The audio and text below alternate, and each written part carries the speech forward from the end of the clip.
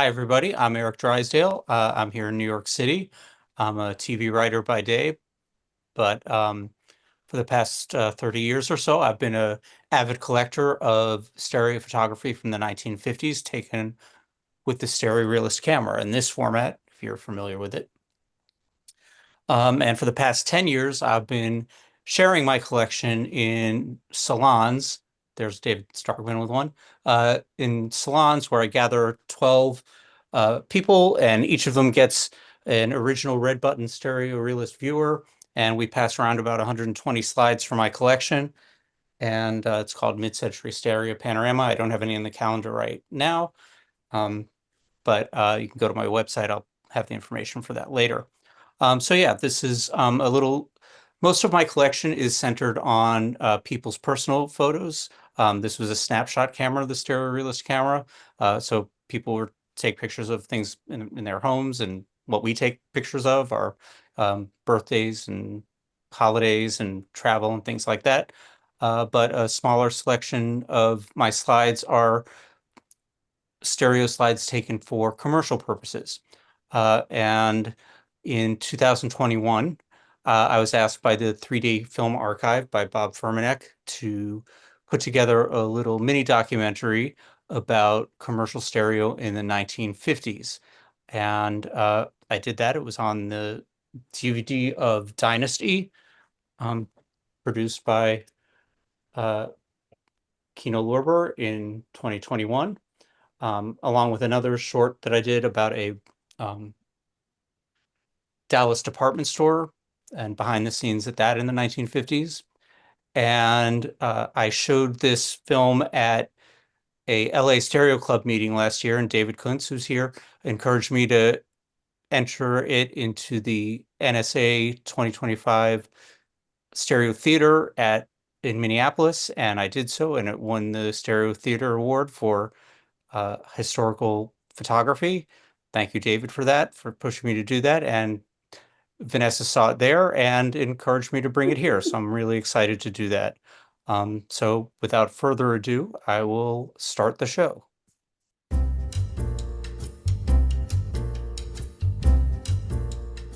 In 1947, the David White Company of Milwaukee, Wisconsin, introduced their revolutionary stereo realist camera and viewer.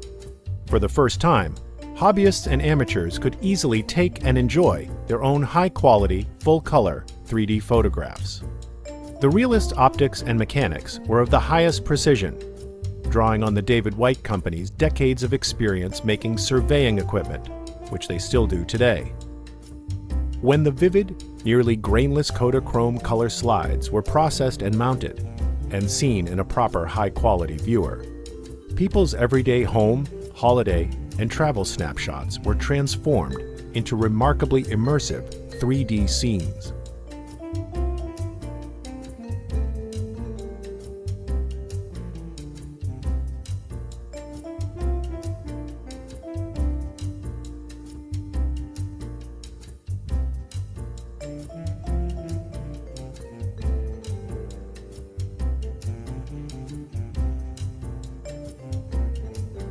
Stereo peaked in popularity in the mid-1950s as other manufacturers, including Kodak, jumped on the 3D bandwagon. Stereo cameras made their way into hundreds of thousands of homes, capturing post-war America like nothing else. And though they are impressive here, it's difficult to describe the uncanny realism of these images when seen in a handheld viewer. That's because the system is designed to deliver to the observer a virtual one-to-one scale model of the camera's subject. This aspect of stereo made it a great tool for business and salesmen, and the David White Company actively pursued this market with a series of testimonial ads in trade magazines. Here's a typical sales case, probably among the widest distributed there was. In 1951, Oldsmobile dealers across the country were able to acquire this Futuramic 3D theater. With it, salesmen were able to share all the latest models in quantities and varieties they'd never be able to reliably keep on the lot.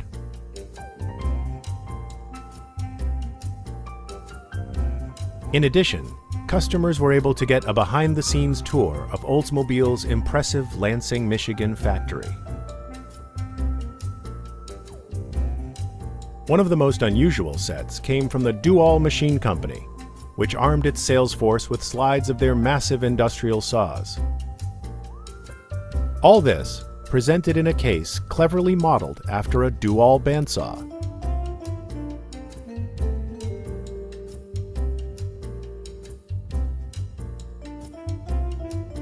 Companies also use stereo internally for training and even quality control, and also for selling to the sellers, offering display ideas to distributors, sales managers, and retailers. And of course, stereo photography was the very best way to sell people on stereo photography. A longtime stereo photography fan, Hollywood's Arch Obler produced and directed Buona Devil, the first 3D feature film. Premiering in 1952, Buona Devil was promoted in many theater lobbies with banks of 3D viewers, providing previews and behind-the-scenes images from the film. For a while, stereo was big business, and there were professional photographers and agencies that specialized in the service, customizing their viewers and mounts. If it could be sold with stereo. From office interiors to X-ray machines, from Hawaiian vacations to wieners. Now, enjoy a selection of the best in commercial stereo. And thanks for joining us.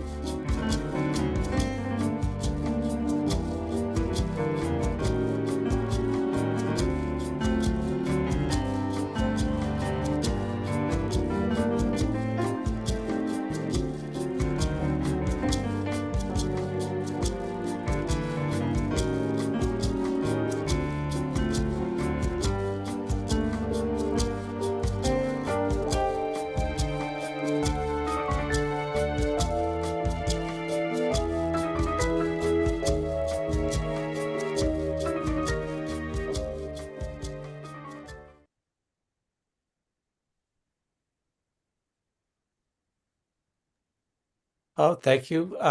That's that for that. But I brought along before we get to the Q&A just a couple of artifacts and a little some additional stuff just to kind of paint the picture a little bigger.